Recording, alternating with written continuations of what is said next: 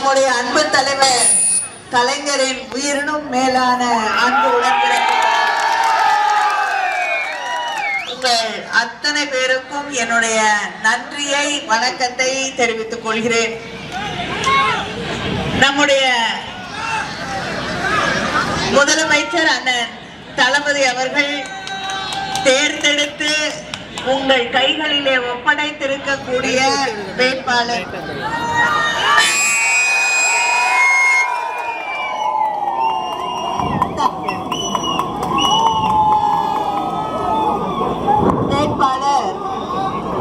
லோகநாதன் அவர்களுக்கு உதயசூரியன் சின்னத்திலே வாக்களித்து அவரை வெற்றி பெற செய்ய வேண்டும் என்று உங்களை எல்லாம் வேண்டி கேட்டுக்கொள்கிறேன். நாம் தேர்தலின் போது தேர்தல் நேரத்திலே மக்களை சந்தித்து வாக்கு கேட்கக்கூடிய இந்த நேரத்திலே உதயசூரியன் சின்னத்திற்கு வாக்களியுங்கள் என்று தலை நிமிர்ந்து கேட்கிறோம். மக்களுக்கு கொடுத்த வாக்குறுதிகளை எல்லாம் நிறைவேற்றி தந்திருக்கிறோம் என்ற அந்த பெருமிதத்தோடு மக்களை சந்தித்து வாக்கு கேட்கிறோம். அதே நேரத்திலே கொடுத்த வாக்குறுதிகளை அதற்கு மேலும் திட்டங்களை செய்து தந்திருக்கிறோம் என்ற அந்த உரிமையோடு மக்களை சந்தித்து வாக்கு கேட்கிறோம். ஆனால் எதிரணியிலே இருக்கக்கூடியவர்கள் ஒரு கூட்டணி அமைத்திருக்கிறார்கள். தமிழ்நாட்டுக்கு எதிரான கூட்டணி. ஒன்றியத்தில் டெல்லியில இருக்கக்கூடியவர்கள் தமிழ்நாட்டுக்கு தர வேண்டிய நிதியை என்னைக்குமே தரது கிடையாது.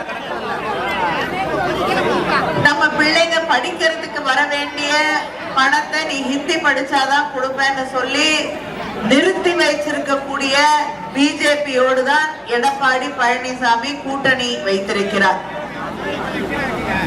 விவசாயிகளுக்கு எதிராக சட்டங்கள், நம்முடைய இஸ்லாமிய சகோதரர்களுக்கு எதிரான சகோதரிகளுக்கு எதிரான சட்டங்கள், CAA, முத்தலாக் என்று எத்தனையோ அவர்களுக்கு எதிரான சட்டங்கள், சிறுபான்மை மக்களுக்கு எதிரான சட்டங்கள், தொழிலாளர்களுக்கு எதிரான சட்டங்கள், ஏன் 100 நாள் வேலையை கூட நிறுத்துறதுக்கான சட்டங்கள், இப்படி இத்தனை சட்டங்களை மக்களுக்கு எதிராக, இந்திய மக்களுக்கு எதிராக, தமிழ்நாட்டுக்கு எதிராக, மாநிலங்களுக்கு எதிராக உருவாக்கி இருக்கக்கூடிய பிஜேபியோடு தான் இன்று எடப்பாடி பழனிசாமி கூட்டணி வைத்திருக்கிறார். போன தேர்தலுக்கு பிறகு நாடாளுமன்ற தேர்தல்ல கூட்டணி உடைஞ்சிருச்சு. அப்ப நான் பண்ணதெல்லாம் தப்பு, இனிமேல கூட்டணி கிடையாது, ஒட்டும் கிடையாது, உறவும் கிடையாதுன்னாரு. ஆனால் இப்பொழுது மறுபடியும் அவங்களோட கைகோர்த்து கொண்டு அங்கே மேடையிலே நிற்கிறார். எத்தனை பேரை சேர்த்து கூட்டணி வச்சாலும் டேக் ஆஃப் ஆல. மக்கள் அதை பத்தி திரும்பி பார்க்க கூட தயாராக இல்லை. அவர்களை மக்கள் நிராகரித்து விட்டார்கள்.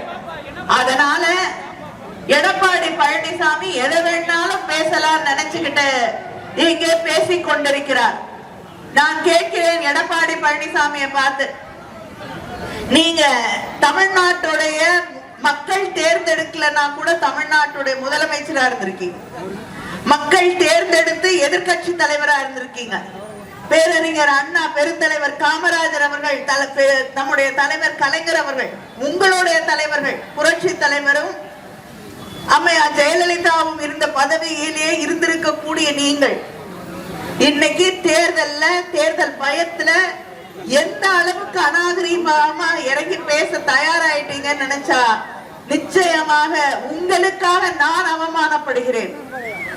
டி நகர்ல பேசக்கூடிய எடப்பாடி பழனிசாமி கோவிட்ல முதலமைச்சர் அவர்கள் இல்லாமல் போயிருப்பார் என்று பேசி இருக்கிறார். பழனிசாமி, இது ஒரு தேர்தல் தானே, இவ்வளவு கீழ்த்தரமா இறங்கி பேச முடியும்? இது ஒரு தேர்தலுக்காக தமிழ்நாட்டுடைய முதலமைச்சரை, திராவிட முன்னேற்ற கழகத்தின் தலைவரை எப்படி இன்னொரு மனிதனை பார்த்து நீ இல்லாமல் போயிருப்பாய், கொரோனாவில் இல்லாம போயிருப்பான்னு சொல்லக்கூடிய அளவுக்கு கேவலமாக நீங்கள் இறங்கி விட்டீர்கள் என்று நினைத்து பார்க்கும் பொழுது தமிழ்நாட்டு மக்கள் உங்களை தூக்கி எறியக்கூடிய நாள் நெருங்கிவிட்டது. நான் ஒன்னே ஒண்ணு சொல்றேன், உங்க தரத்துக்கு இறங்கி எங்களுக்கு பேச தெரியாது. ஆனா எங்க பரம்பரைக்கு ஒரு கதை இருக்கிறது, ஒரு சரித்திரம் இருக்கிறது. எங்களை எதிர்த்தவர்களுக்கு மலர் வளையம் வைத்தவர்கள் நாங்கள். அதனால முதலமைச்சர் தளபதி கிட்ட முத்துவேல் கருணாநிதி ஸ்டாலினை பத்தி என்ன பேசுறீங்கன்னு தெரிந்து பேசுங்கள்.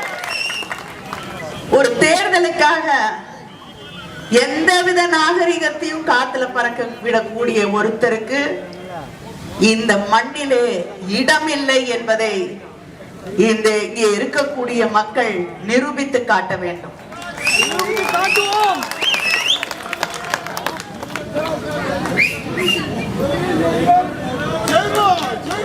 இந்த மண்ணிலே அவருக்கு துரோகம் அப்படிங்கிறது அவருடைய உடம்புல ஊறி போன ஒண்ணு.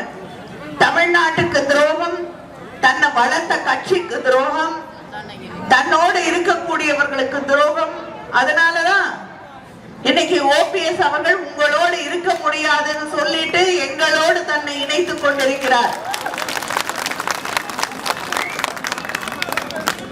யார் காலில் விழுந்து யாருடைய ஆசீர்வாதத்தோடு நீங்க முதலமைச்சரா நீங்களோ அந்த அம்மையாருக்கு இன்னைக்கு அதிமுகவுல இடம் இல்லை. இன்னைக்கு அதிமுகவே அண்ணா திமுகவே இன்னைக்கு அமித்ஷா திமுக ஆயிருச்சு. கொண்டு போய் அதிமுகவை அங்க டெல்லியில அடமானம் வச்சுட்டு நீங்க வந்து இங்க இந்த தேர்தலுக்காக இவ்வளவு கீழிறங்கி பேசிக் கொண்டிருக்கிறீர்கள்.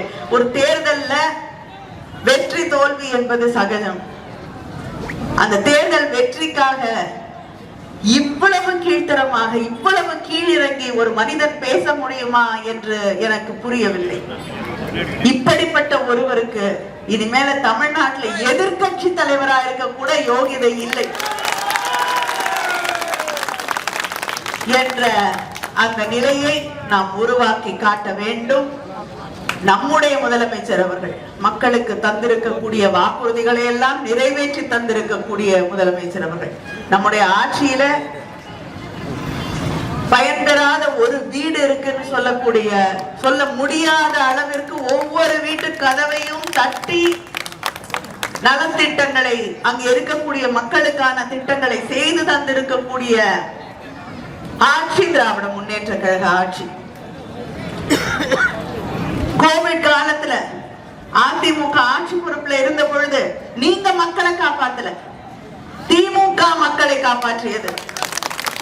அதிமுக வீட்டு கதவை கூட தட்டி எங்களுடைய திராவிட முன்னேற்ற கழகத்தின் உடன்பிறப்பு இங்க இருக்கக்கூடிய அத்தனை பேரை நான் சொல்றேன், தலைநிமிர்ந்து சொல்றேன், எங்களுடைய கிளை கழக செயலாளர்கள், எங்களுடைய ஒன்றிய செயலாளர்கள், எங்களுடைய கழக நிர்வாகிகள், எங்களுடைய உடன்பிறப்புகள் அதிமுக வீட்டு கதவை கூட தட்டி உங்களுக்கு ஏதாவது தேவை இருக்கிறதா என்று அவர்களுக்கும் பொருட்களை வழங்கிய பெருமை திராவிட முன்னேற்ற கழகத்திற்கு. அதனால உங்களை நம்பி மக்கள் எந்த காலத்திலையும் இருந்ததில்லை, நீங்க மக்களை எந்த காலத்திலையும் காப்பாற்றினதும் கிடையாது.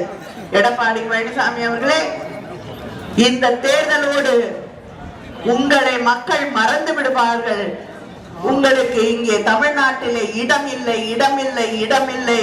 மக்களுக்கு தந்திருக்கக்கூடிய வாக்குறுதிகளை நிறைவேற்றி தந்திருக்கக்கூடிய முத்துவேல் கருணாநிதி ஸ்டாலின் மறுபடியும் முதலமைச்சராக வருவார்.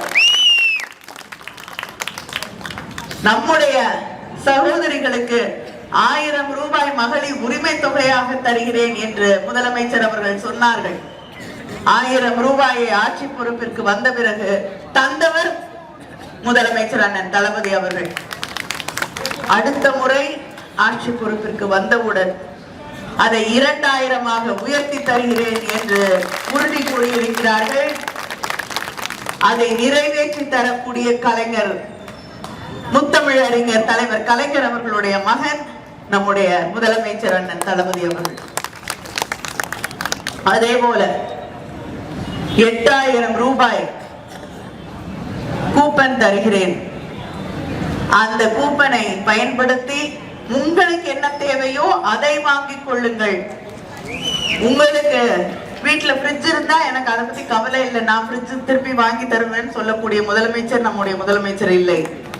உங்களுக்கு என்ன தேவையோ அதை வாங்கிக் கொள்ளுங்கள். ஃப்ரிட்ஜ் வேணுமா, கிரைண்டர் வேணுமா, வாஷிங் மிஷின் வேணுமா, அதை வாங்கிக்கோங்க அப்படின்னு சொல்லக்கூடிய முதலமைச்சர் அவர்கள் தான் நம்முடைய முதலமைச்சர் அவர்கள்.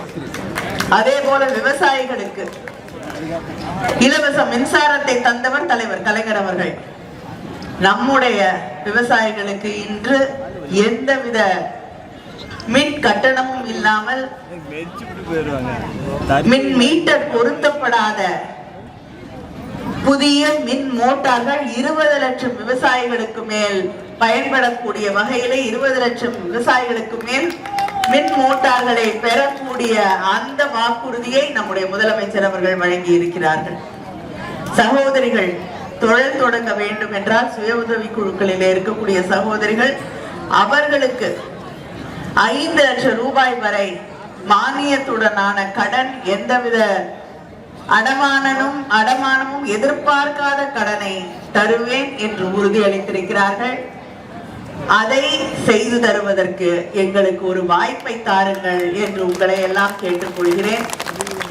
உயர்கல்வியில போய் படிக்கக்கூடிய நம்ம வீட்டு பிள்ளைங்க, அந்த பிள்ளைகளுக்கு மாதம் 1000 ரூபாய் வழங்கி கொண்டிருக்கக்கூடிய ஆட்சி நம்முடைய திராவிட மாடல் ஆட்சி.